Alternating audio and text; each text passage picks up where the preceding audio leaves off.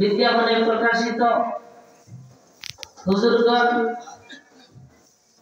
অনেকেই এসে গেছেন, অনেকেই পথে আছেন।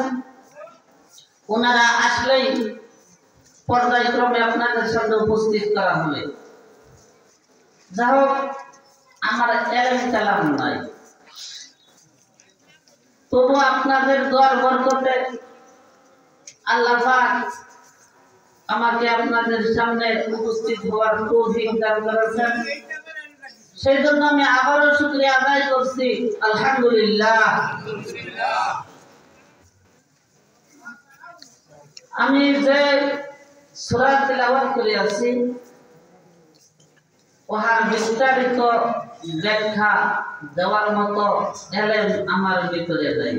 সামান্য কিছু সরল অনুমাত্রা শুধুমাত্র আপনাদেরকে শোনানোর ইচ্ছা করেছি, যদি আল্লাহ আমাকে সেই তৌফিক দান করেন। আপনারা সবাই দোয়া করুন, আল্লাহ পাক যেন কোরআন উপর সামান্য কিছু আলোচনা করার তৌফিক দান করেন। সবাই বলে আমিন। আমি ভূমিকা না দিয়ে সরাসরি সূরার দিকে চলে যাচ্ছি। বিসমিল্লাহির রহমানির রহিম। তাব্বাত ইয়াদা আবি লাহাবিন ওয়া তাব মা আগনা আনহু মালুহু ওয়া মা কাসাব। সূরা তো সবারই জানা মনে হয়, কি বলেন? যারা নামাজ পড়ে আর কি, এমনি এলেম কালাম নাই, তারপরেও যারা নামাজ পড়ে এরা সবাই এই সূরাটা জানে। কারণ হুজুররা নামাজের মধ্যে এই সূরাটা অনেক পড়ে। এইটা যারা যারা আবার তাবলীগ করে এরা অশিক্ষিত হইলেও এরাও এই সূরাটা জানে, কারণ তালিম দেয়। এই সূরাটা কোরআন মাজিদের 111তম সূরা। এই সূরাটা আল্লাহর নবীর এবং দ্বীনের ইসলামের চরম শত্রু, তার প্রতি লাঘব করা হয়েছে, অভিশাপ করা হয়েছে, তার ধ্বংস কামনা করা হয়েছে। স্বয়ং আল্লাহ নিজে তার ধ্বংস কামনা করেছেন। সুবহানাল্লাহ। আল্লাহ বলেন তাব্বাত ইয়াদা আবি লাহাবিন ওয়া তাব। ধ্বংস হোক আবু লাহাবের দুই হাত, এবং সে নিজেও ধ্বংস হোক। মা আগনা আনহু মালুহু ওয়া মা কাসাব।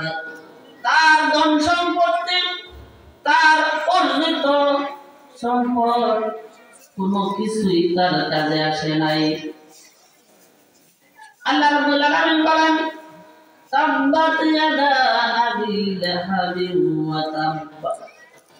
ধ্বংস হোক আবু লাহাবের দুই হাত, এবং ধ্বংস হোক সে নিজেও। আবু লাহাব কারা চিনি? ইনশাআল্লাহ নাকি আবু লাহাব কারা চিনি? তো নাকি আবু লাহাব কে ছিল? আবু লাহাব ছিল আব্দুল মুত্তালিবের সন্তান।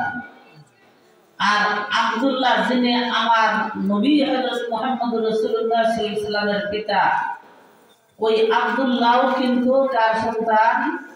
আব্দুল মুত্তালিবের সন্তান। তাহলে সম্পর্ক কি হইল? চাচা। কেমন চাচা? দূরের চাচা না কাছে? একেবারে সুদূর চাচা, আপন চাচা যারা। আর আমরা ছোটবেলা পড়তাম কি, আবু জেহেল আপন চাচা নবীজিকে মানলেন না,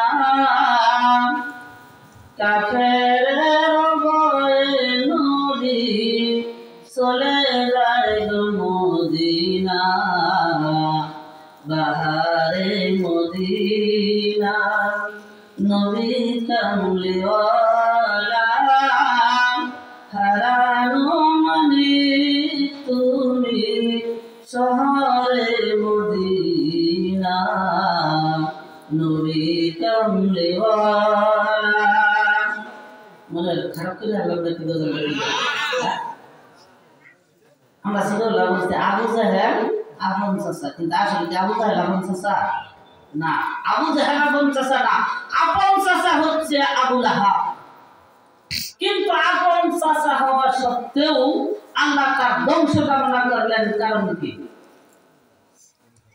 আল্লাহ বলেন তাব্বাত ইয়াদা আবি লাহাবিন ওয়া তাব্বা, ধ্বংস হোক আবু লাহাবের দুই হাত এবং ধ্বংস হোক সে নিজেও। আবু লাহাবের দুই হাত কেন ধ্বংস হবে? আর এই সূরাটা কখন নাযিল হইল? ইহা সম্পর্কে সামান্য একটু আলোচনা না করলে আবার তো বোঝা যাবে না। কি বলেন? যখন আল্লাহর নবী হযরত মুহাম্মদুর রাসূলুল্লাহ সাল্লাল্লাহু আলাইহি সাল্লামের নিকট আয়াত নাযিল হলো, ওয়া আনযির আশীরাতাকাল আকরাবিন,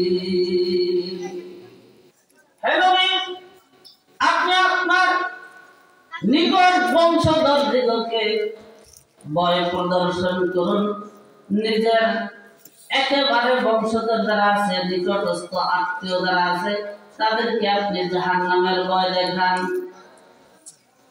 এই আয়াত যখন নাযিল হলো, আল্লাহর নবী হযরত মুহাম্মদুর রাসূলুল্লাহ সাল্লাল্লাহু আলাইহি ওয়াসাল্লাম ফজরের নামাজ আদায় করার পর একেবারে সেই সেই সাফা পাহাড়ের উপর উঠে গেলেন। ওইখানে উঠে ডাক শুরু করলেন, ইয়া সাবাহা, ইয়া সাবাহা, হে ভোরবেলার বিপদ, এই বলে যখন ডাকতে শুরু করলেন, তখন সমস্ত লোকেরা, কুরাইশ বংশের এবং অন্যান্য সমস্ত লোকেরা বলতে শুরু করলো, ইহা কার আওয়াজ শোনা যায়? আবারও অনেকেই বলে ইহা তো মুহাম্মদের আওয়াজ শোনা যায়। সুবহানাল্লাহ। কেন সে এইভাবে ডাকতেছে? দৌড়ে পাহাড়ের পাদদেশে সকলে উপস্থিত হলো। যারা নিজে যেতে না পারলো তারা নিজেদের লোক প্রেরণ করলো, দেখো তো মুহাম্মদ কি বলে, এই শুভ সকালে কি বলছে, কিসের বিপদের কথা বলছে, যাও তো।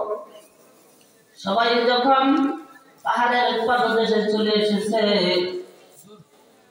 আল্লাহর নবী সমস্ত গোত্রের নাম ধরে ধরে ডাকতে শুরু করলেন, হে বনি অমুক, হে বনি অমুক, এইভাবে প্রত্যেকটা গোত্রের নাম ধরে ডাক দিলেন যে তোমরা সবাই উপস্থিত আছো নাকি?